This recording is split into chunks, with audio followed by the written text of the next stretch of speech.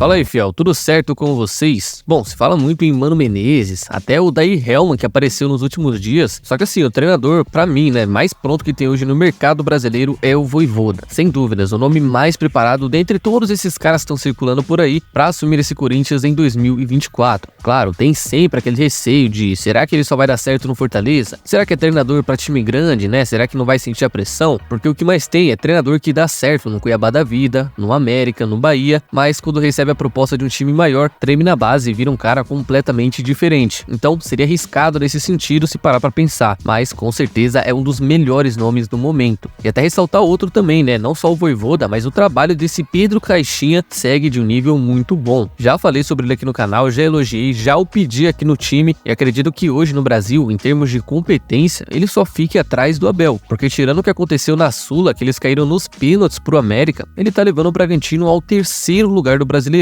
e se brincar, ainda termina como vice do campeonato. Então, sem dúvida, são dois nomes muito bons pro ano que vem e pro próximo presidente ficar de olho, né? Esquecer caras como Mano Menezes, Carille, esses caras já foi, já deu. Só aceitaria esses caras aí se fosse pra trazer agora, né? Pra ficar até o fim do ano, pra não cair e tudo mais. De resto, filho, ano que vem, se quiser ganhar alguma coisa, não dá pra trazer esses caras, né? Tem que pensar grande e tem que pensar em treinador de ponta, independente se vai ser difícil ou não, certo? É isso. Emprestado pelo Corinthians ao Zenit e logo depois ao Vasco, o goleiro Ivan, de 26 anos, pode estar retornando ao Parque São Jorge em 2024, já que ele está emprestado ao Vasco até o fim desse ano, mas acabou não batendo e nem vai mais bater uma meta que foi estabelecida no seu contrato quando ele assinou, que era de fazer apenas 20 jogos na temporada para ser comprado em definitivo pelos cariocas. Fiel, ele tinha que fazer apenas 20 jogos, e sabem quantos ele fez? 3. Apenas 3 partidas do ano inteiro e todas elas no Carioca, no começo do ano. Depois veio Léo Jardim e Krau. Nunca mais ele jogou de novo. E aí que tá, né, fiel? O Corinthians meio que contava com esse dinheiro porque pagou caro pra tirar ele da Ponte Preta. Na época pagou por volta de 7 milhões de reais por metade do passe dele. E a expectativa era de vender pro Vasco por mais ou menos 9 a 10 milhões de reais ou 2 milhões de euros. Mas infelizmente, né, pela ruindade dele, pela incompetência, isso não vai mais rolar. E a não ser que, sei lá, eles renovem o seu empréstimo no ano que vem, o arqueiro deve estar voltando ao Corinthians e aí fica a pergunta, né? Será que ele vai ficar aqui com o Cássio jogando todas e o Carlos Miguel ainda sendo amado pela torcida? Eu acho que não, mas ele tá voltando e provavelmente vai ser reemprestado para qualquer time de novo. Não tem jeito, né?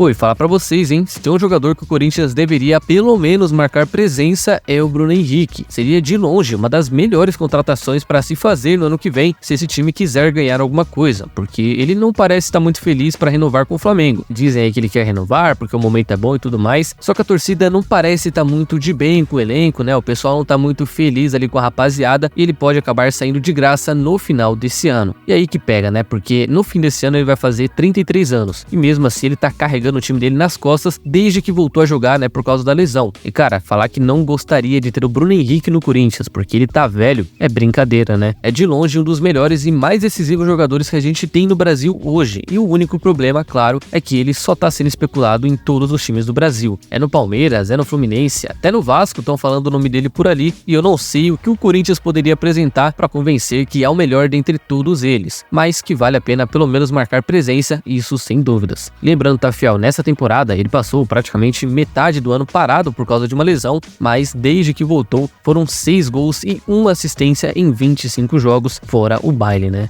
Enfim, por mais difícil que seja trazer um jogador da magnitude dele, ainda somos o Corinthians, né? A força que esse time tem e principalmente a torcida são diferentes de qualquer outro. Até o Palmeiras, que tá no auge da história aí, não se compara se esse time fizer uma pressão absurda para ter o jogador. E aí, o que vocês acham disso, hein? Dá um caldo ainda ou já foi? Será que vem?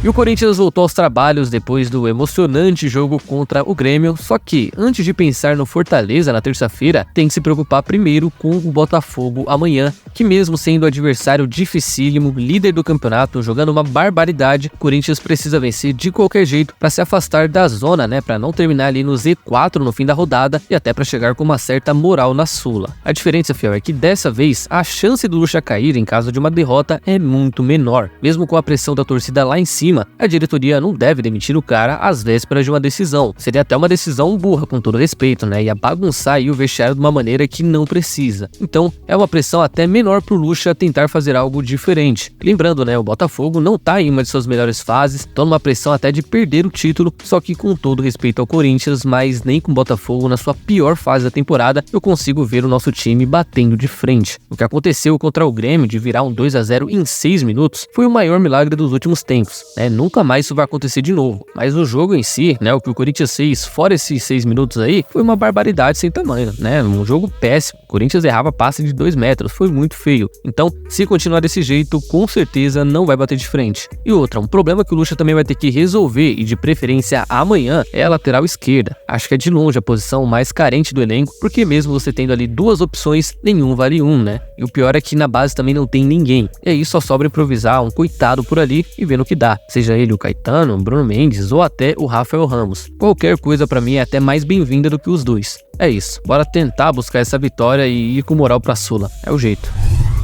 E o impasse continua. Bruno Mendes voltou da seleção na semana passada, jogou no dia seguinte que chegou ao Brasil e até agora nada mudou. O jogador ainda não chegou a um consenso com o clube e muito menos deu sua palavra que vai ficar. O empresário dele, aliás, parece muito insatisfeito com o momento do uruguaio e muito porque, pelo que parece, eles miram seu cliente na próxima Copa do Mundo. Se o Bruno Mendes continuar com essa importância zero no Corinthians, não vale a pena renovar para eles. Seria uma renovação de, sei lá, 3 anos e até lá eles não enxergam essa projeção prometida pelo Corinthians. E lembrando, Fel, que o Bruno chegou aqui em 2019 e até hoje não conquistou seu espaço como naturalmente aconteceria com qualquer outro jogador, né? Depois de tanto tempo treinando, conhecendo o clube, se adaptando ao Brasil, era para esse cara ser titular absoluto e não sair do time jamais, se fosse, claro, tudo isso que eles pensam que ele é. Então, por causa disso, eles pensam que não vai mudar muita coisa se renovar o contrato. E outra, né? Ele até joga. O problema não é mais pela falta de oportunidades, mas sim porque ele só joga na lateral. São raros momentos que ele realmente joga na zaga, que é a posição dele, e até quando joga é num esquema com 3 zagueiros para fazer a lateral. Enfim, tem aqueles que reclamam que não jogam, que não é utilizado e tá à disposição até para ser goleiro se precisar, e tem quem bate o pé para jogar só naquela posição. E pelo visto, esse é o caso do Bruno. Mas falando com todo respeito aqui, tá? Se eu sou ele, já repensava na posição, porque para quem não viu nos amistosos, ele foi reserva 2 vezes na zaga para um lateral e reserva na lateral direita para um volante. Ou seja, fica nessa de só jogar na zaga pra ver se vai pra Copa, né? Não muda sua cabecinha não. Então, fiel, é isso por hoje. E antes de vocês saírem do vídeo, não se esqueça de deixar a curtida e se inscrever no canal, que já vai estar me ajudando demais e vai contribuir para mais vídeos por aqui, certo? Espero vocês numa próxima, tamo junto e vai, Corinthians!